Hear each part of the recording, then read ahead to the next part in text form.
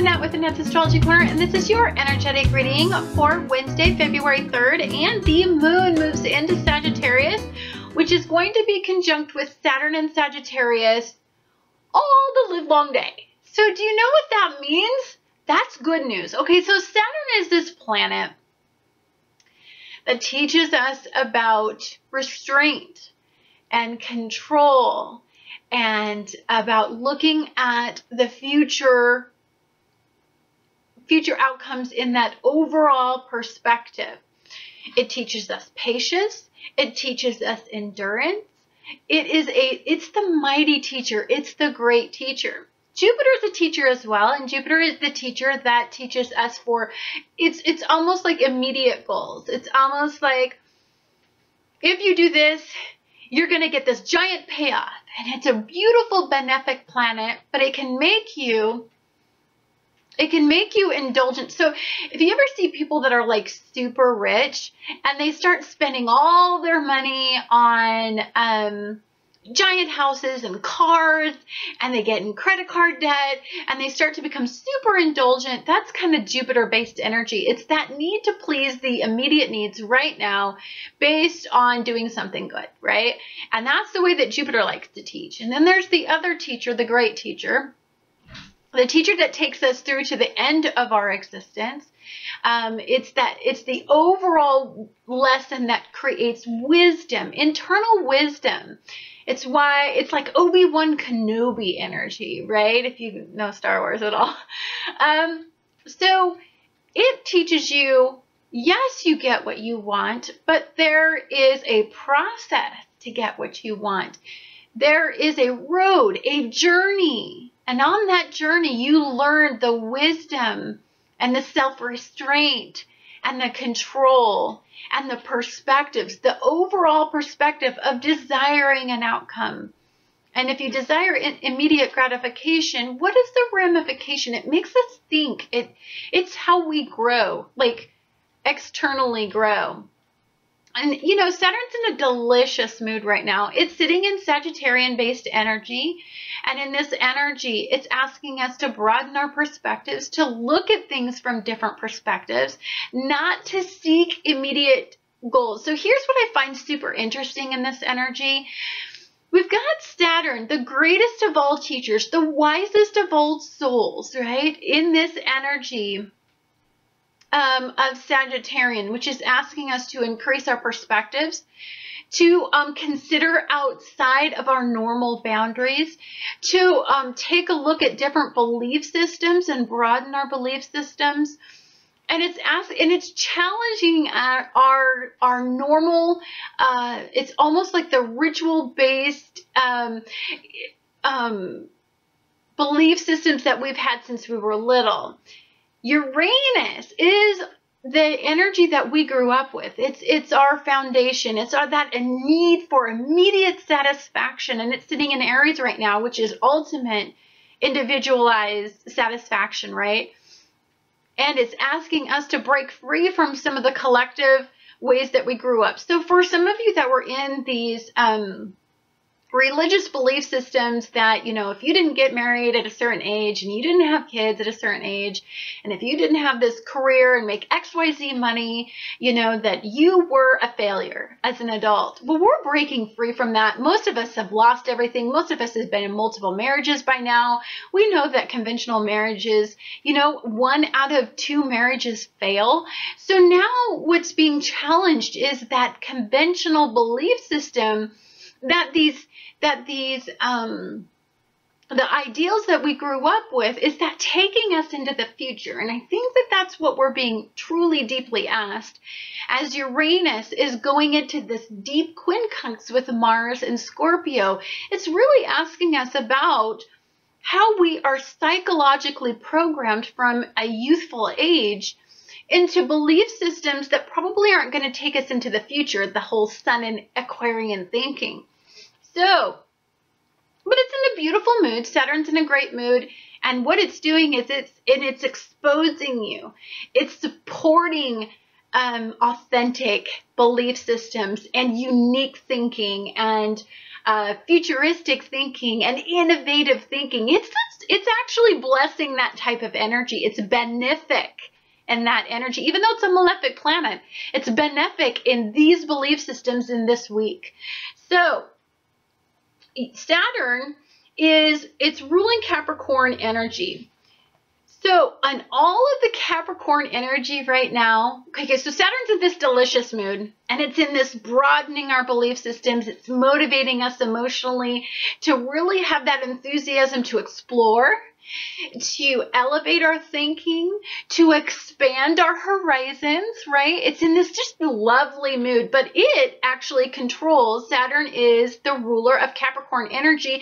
Capricorn energy is trining Jupiter and Virgo energy, which is in conjunct with the North Node. So if you are at all familiar with these energies, you're honestly, this is blowing your fracking mind. This is expanding you in a way that probably you haven't been expanded before. You're actually taking a look at everything from a unique and different perspective, and you're wanting to change outcomes in a way probably you haven't really ever thought of before. And it could be because, you know, as we are breaking free from collective thinking, and as we're individuating ourselves, this Uranian energy and quincunx pissing us off, saying, you know what, I can't be controlled by collective thinking. I don't give a rat's ass about, you know, what somebody says about me or how they interpret me. You're just uniquely you, and you're digging it.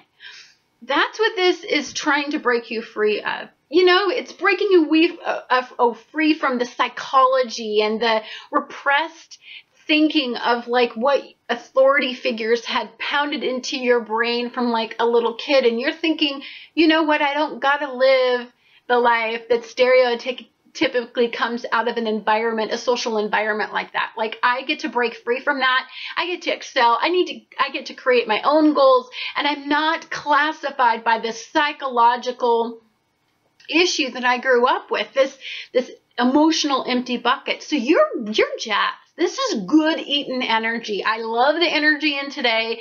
It has the perspective to bring about brand new passion, align us with this unique idea, unique mindset, you know, allowing you to empower yourself as an individual and break free some of these psychological limitations that always seem to suppress futuristic thinking, right?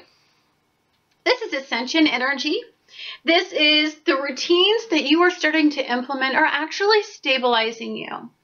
Now, I'm not saying that stabilization doesn't come with challenge, right? Because as we go through, we're going to have this Mars and Scorpio in quincunx with Uranus and Aries. What's happening is the way that we used to routinely do things, the rituals that we have, we no longer see as being successful for many of us. And so what we're trying to do is we're trying to break free, and we're trying to stabilize that, and we're challenging ourselves, right? We're blurring our own boundaries. We're breaking free from our own psychological limitation. And with that comes, at times, this whole roller coaster internal ride that we go on. But with that, as we do that, it's kind of like we, you know, crack open. It's like the little bird that's trying to get out of the egg as it first starts to hatch, and it's breaking free from its just, you know, the psychological shell of just constriction and repression. That's what you're doing right now. Fire energy is creating optimism and hope. Fire energy rocks when it's in a high vibration. It can be a blazing inferno when it's not, but I'm happy to say in this energy, it is about putting a fire in enthusiasm for you, you know, just having the strength to just endure, you know, challenge. That's fire energy at its best. This is going back to school. This is fine-tuning your thinking by sponging up any and all knowledge that you can on optimistic outcomes, right? Don't get sucked into the, oh, God dang, this is hard.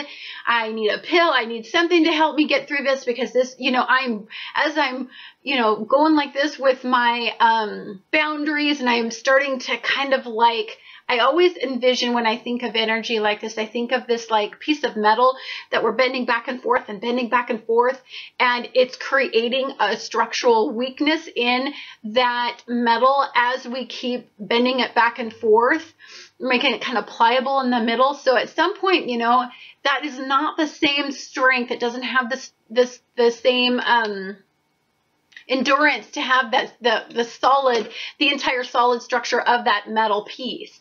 And as we do that, it does create some sense of like anxiety, and it stirs up some stuff in us. And that's that whole Mars and Scorpio water-based psychological issue with this Uranian thinking.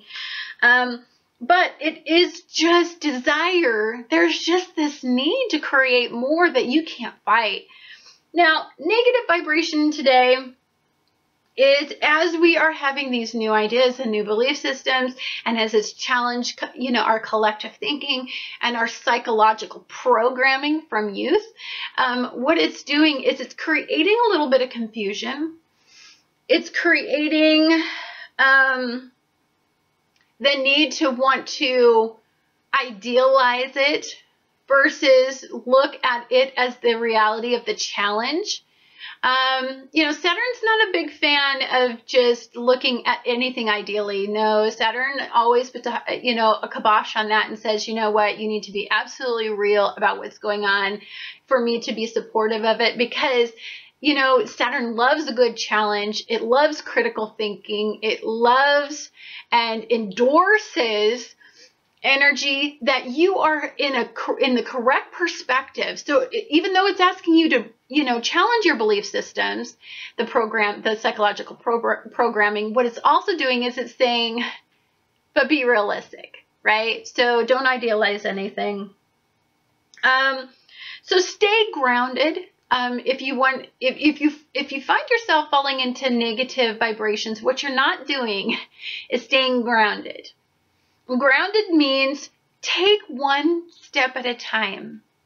Don't shoot for the moon. I know this is super energized, optimistic energy that makes you want to just go for it, but I promise you that you miss very precise steps and information and growth cycles if you start to get impatient in energy and desire an idealistic outcome before it has had a chance to fully manifest the growth potential in your life. Okay? So you need this energy to stabilize you. Stabilization takes time. This is challenging a lot, right? And so what you really, really, really deeply need to do is respect energy. You know, you watched a caterpillar turn into a butterfly. If you were to break open that cocoon before, you know, the full transformation has happened, it will kill the caterpillar and it will never transform into a butterfly. So don't be impatient. Relish in the journey, relish in the knowledge, soak up all the information that you can, respect the process, and you're going to be just fine in this whole Mars and Scorpio conjuncting Uranus and Aries. Anyhow, guys, thank you so much for watching Annette's Astrology Corner, and I look forward to talking to you guys again tomorrow.